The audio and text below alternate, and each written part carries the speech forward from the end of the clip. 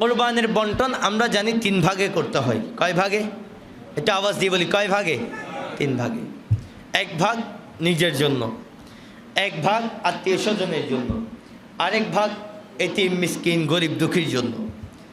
এখন কারো পরিবার যদি বড় হয়, সে চাইলে দুই ভাগ করতে পারবে, এক ভাগ নিজের জন্য, আরেক ভাগ এতিম মিসকিন আত্মীয় স্বজনকে মিক্স করে দিবে।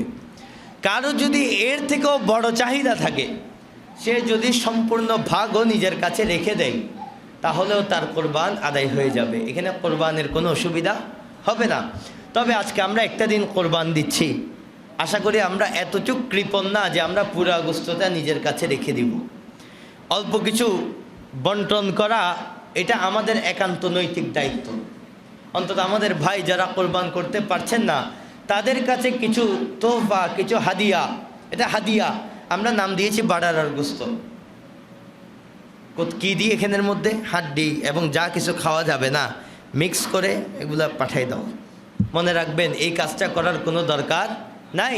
প্রয়োজনে একজনকে দেন, কিন্তু দাবার মতো করে দিবেন।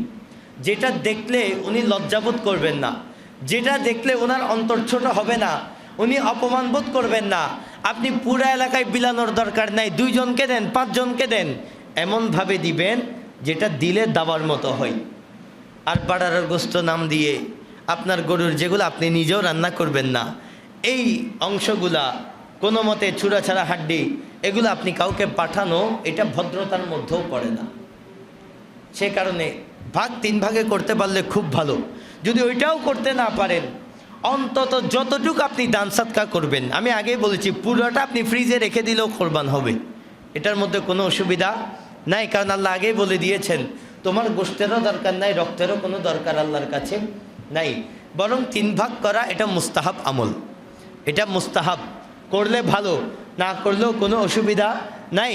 তো আপনি যেহেতু এটা না করলে অসুবিধা নাই, আপনি তবু দান করছেন, দানটা এমনভাবে করবেন যেন করার মতো হয়, যেন করার মতো হয়। আল্লাহ আমাদেরকে বোঝার তৌফিক দান করুক, সবাই বলি আমিন।